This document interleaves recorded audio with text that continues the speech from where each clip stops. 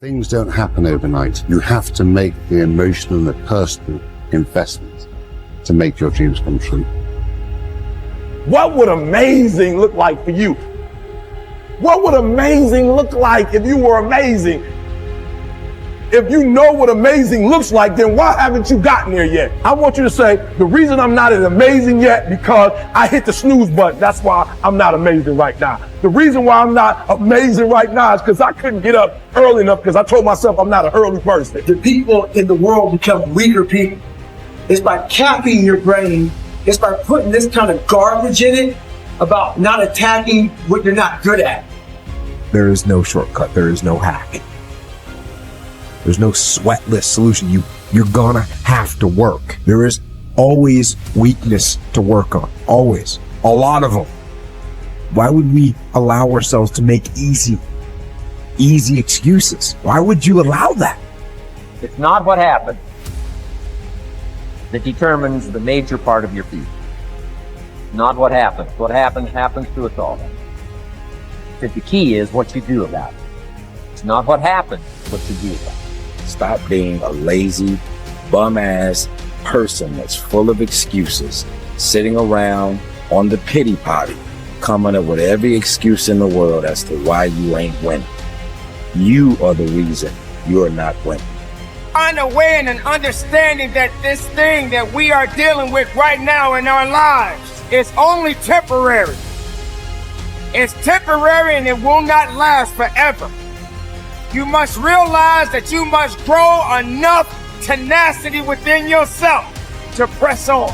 Are you going to put in the work or not? Are you going to find a way to reach your goals or not? The minute you start thinking, I don't want to do this, the minute that feeling creeps in, that's the time you're having a test. The minute you feel the ache of, I'd rather do something else, I'd rather do anything else than this, that's the test. The minute you train yourself to say, this is my opportunity, is the minute you go from loser to fucking winner. And this is a skill. This is something you practice. You are amazing and you have limitless potential. So start tapping into it by not sitting on the fence. Get up, get out, and get it done, baby. Let your work get your opportunity. Let your work get your praise. Let your work open up doors. Let your work get people paying attention. Let your work get the whole world to notice. Stop thinking. Stop procrastinating. And you got to work. So you got to make sure that you constantly are rewriting your book. You have to constantly rewrite your book every day of your life. You know, and these aren't just words I say. This is how I have to live. Like, these are conversations I have with myself. And I say it everywhere I go. The most important conversation when you have with yourself. Yes. You live with it every single day. But most of our conversations are not the right ones. They're not the ones that are going to push us to the place we need to go. They're the ones that are going to keep us sitting in that toxic environment that you've helped create and everybody else helped create, and you just live in it. You live in that muck, and that conversation just plays in your head. That becomes you. So my first conversation when I was absolutely nobody, and that's one thing you have to say. We live in a world now that's so kind. We find the kind way around everything. Like, if you don't look good, I have to find a kind way of saying, I don't like your shirt. Right. That's not the approach. The approach you have to take, at least I took. You take whatever approach you want. The conversation had to be a real, honest conversation. In the accountability mirror, guess what? I was fat. Don't find a kind word to say that, you know what, I've gained some weight. No, you're fat. When I couldn't read, not like, hey, you know, you've been learning this again. No, I cannot read. For fourth grade reading level, I'm struggling. And sometimes I call myself stupid. Not in a way to put myself down. So don't take it like, my God, those are so hurtful. Yeah, they're hurtful. It's honest. The conversation has to become an honest conversation of where you're at mentally.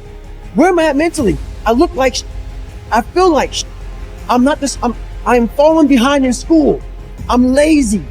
My house is a mess. You have to look at what it is and call it what it is. Don't find words to make yourself feel better, because that's what, so we hang around people that make us feel better, that tell us what we want to hear, not what we need to hear. And so we stay away from those people. And we stay away from those people. Like, our internal dialogue becomes that kind, it's okay. It's not okay. So that's where it starts. It starts with that accountability of, it's not okay anymore. This can no longer be okay.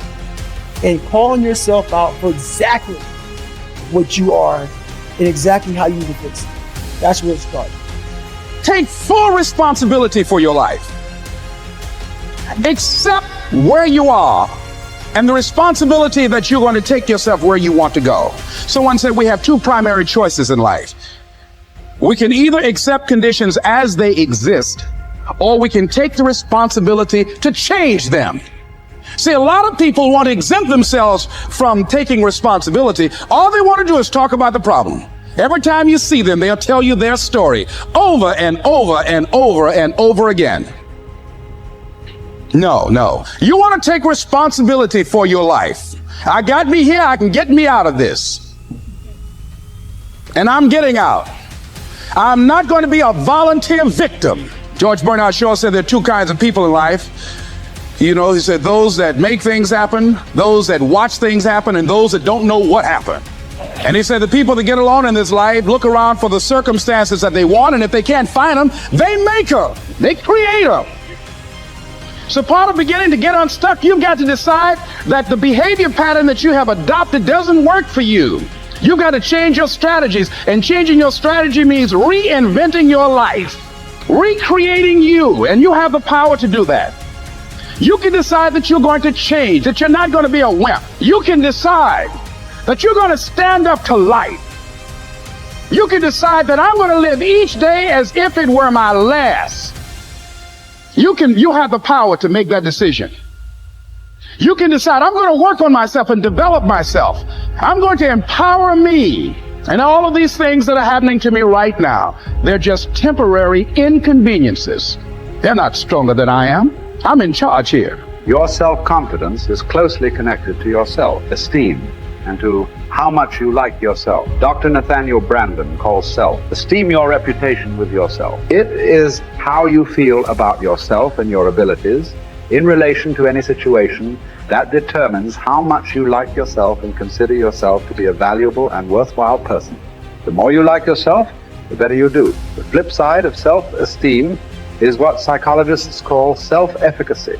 Self-efficacy is a measure of how effective and competent you feel you are to perform a particular task or to achieve your goals. This is called performance-based self-esteem.